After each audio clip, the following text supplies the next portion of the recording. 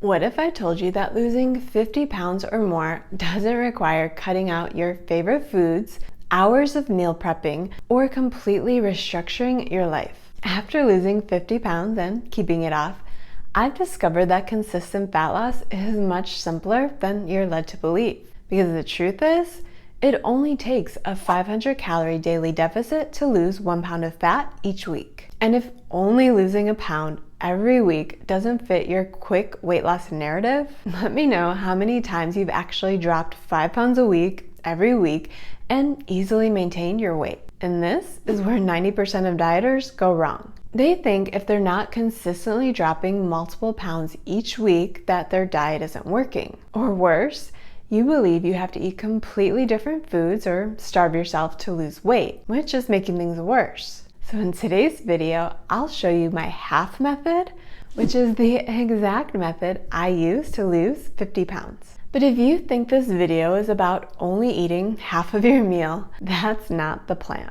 Especially since plans like that are the fastest way to regain everything you lose. Before I show you how this works in real life, let me explain what the method is and why it's the easiest way to lose weight. The main goal of the half method is to slightly reduce calories at each meal with simple tweaks while keeping protein high. So even though your meal stays high volume and high protein, you're eating less calories, which is what's required for fat loss. But these tweaks are so minor that your brain won't even realize that you're eating less, which means you'll stay fuller while in a calorie deficit. When it comes to losing a pound of fat each week, the math is pretty straightforward. All you have to do is create a 3,500 calorie deficit. When you spread that out over 7 days, that means cutting 500 calories a day. But here's the key. You don't need to slash 500 calories by eating completely different foods, especially since that's where so many dieters run into trouble. When you start these grandiose diets that eliminate everything that you actually want to eat, that typically results in another binge and restrict cycle. Instead, you can create that deficit by making small portion adjustments to the meals that you already love. The secret is keeping protein high with every meal and every snack. When you maintain your protein intake while slightly reducing other macros, you stay fuller longer, preserve your muscle mass, and make your calorie deficit easier to stick to. But just telling you the steps isn't enough to help most dieters make this change, especially since the diet industry is so backwards that these big influencers have you believing that peanut butter is a protein and a slice of pizza is mostly carbs. So let me show you how this looks in practice, starting with how I eat on a maintenance day. And let me be clear,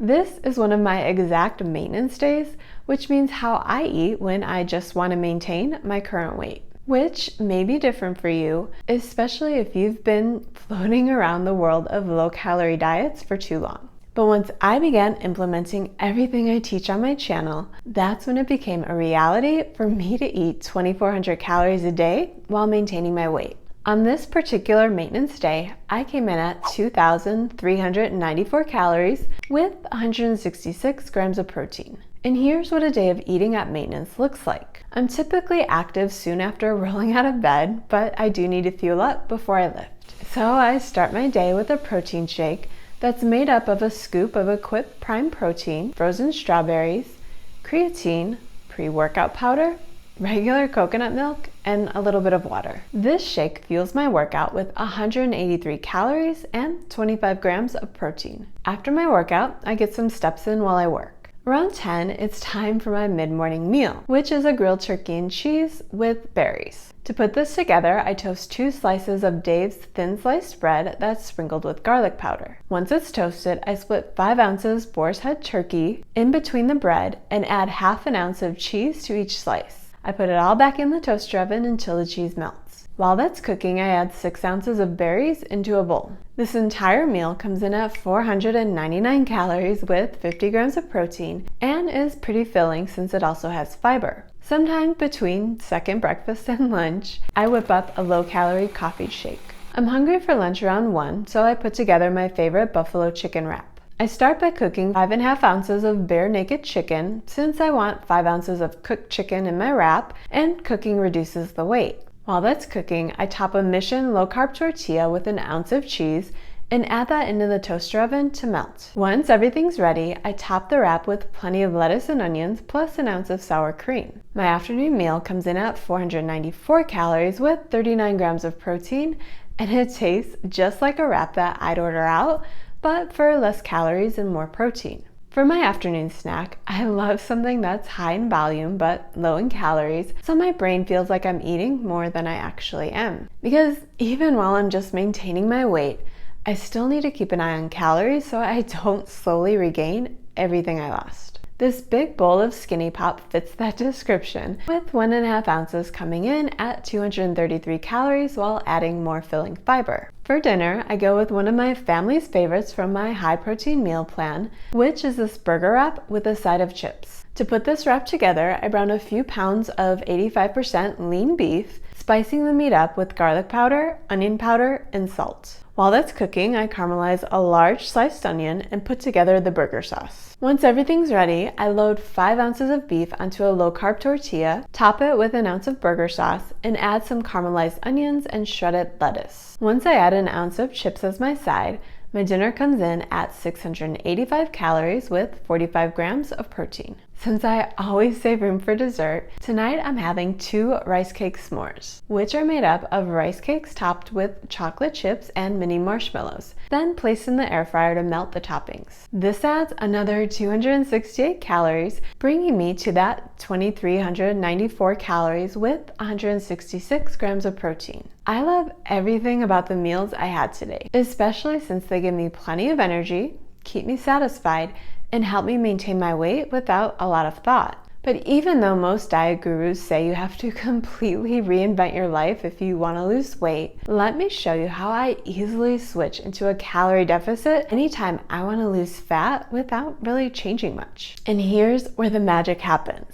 I transform these exact meals into fat loss meals by creating a 579 calorie deficit with my half method. While working myself back into a calorie deficit, I recently switched up my workouts from 4 90-minute lifting sessions each week to only doing 15 minutes of strength training 6 days a week. And then I still get activity after my workout, either on the treadmill or Stairmaster. Since my previous protein shake was too filling for these shorter workouts, I cut parts of my shake in half so I still get energy without any bloat. Which means I took my protein powder down from 25 grams to 12 grams. I add 2 ounces of frozen strawberries instead of 4, and I switched from regular to light coconut milk to save a few extra calories. I still keep the same amount of creatine and pre-workout powder in the shake. Making these simple swaps saves 66 calories while still providing 14 grams of protein to fuel my shorter workout. Once it's time for my mid-morning meal, I use my half method to make the same grilled turkey and cheese, but with less calories. To reduce calories without reducing too much volume, I use 1 slice of bread instead of 2, and I cut the cheese in half using only half an ounce. Since keeping protein high is even more important while you're in a calorie deficit, I still add 5 ounces of turkey to my half sandwich. I keep all 6 ounces of berries since they're a low-calorie way to add more volume to my meal while also adding filling fiber. Making these swaps helps me lower daily calories by another 117 just for the meal, which doesn't sound like a lot, but cutting these small amounts with each meal adds up over the course of the day. For lunch, I do more of the same, keeping all 5 ounces of chicken while cutting the cheese and sour cream in half. Since I want to add more volume to keep my brain happy, I pile on the shredded lettuce and onions. Even though you'll hardly notice the difference, making these simple cuts saves 77 calories while keeping protein high at 35 grams. Even though I can get away with eating popcorn as my snack by cutting the portion size, it's important to keep protein high in a calorie deficit. Protein ice cream not only has less calories than the popcorn, but it comes in with more protein. So I save 65 calories with a high volume treat that keeps me happy in my deficit. Dinner in a calorie deficit also requires a little extra strategy, like swapping 85% lean beef for 93%.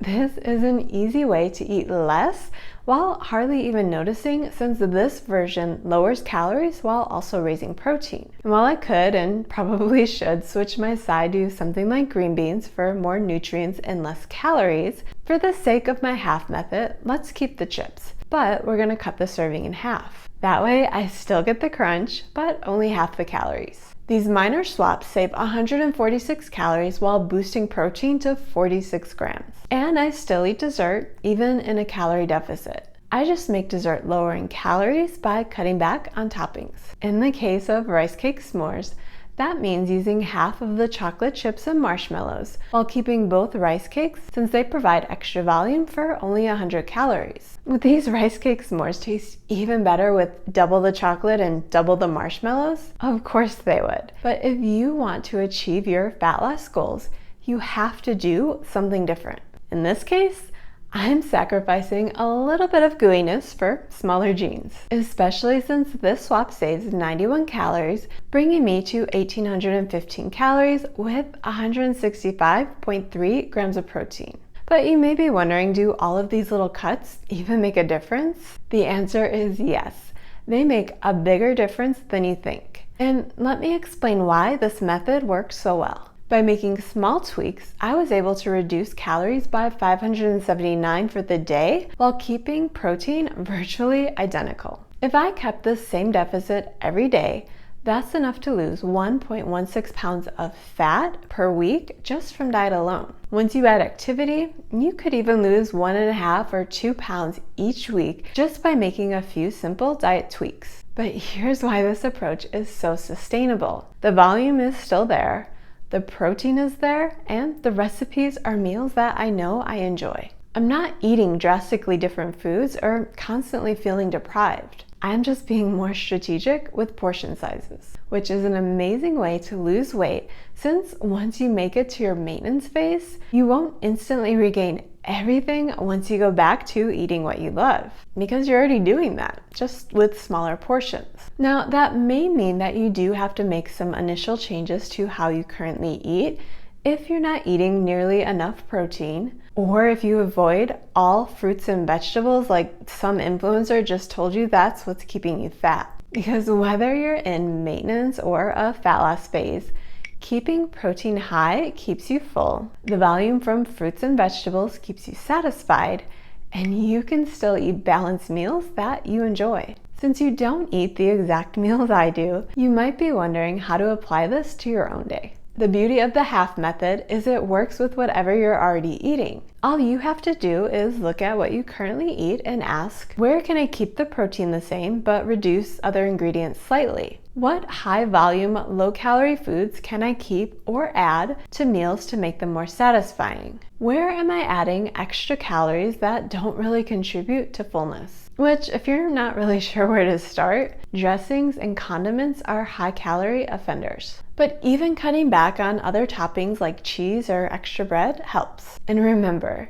you don't have to be perfect. Even if a deficit of 300 or 400 calories will result in steady fat loss. The key to a plan that gets long-term results is consistency, never perfection. The half method proves that sustainable fat loss doesn't require extreme measures. It's about making small, strategic changes to create the deficit you need while maintaining satisfaction and nutrition that your body craves. If you want to see more examples of how I structure high-protein meals for fat loss, check out this video where I break down how I eat 150 grams of protein every day. And don't forget to subscribe, since I share practical fat loss strategies like this every week. Remember, you don't need to completely change your life to change your body. Sometimes the smallest tweaks create the biggest results.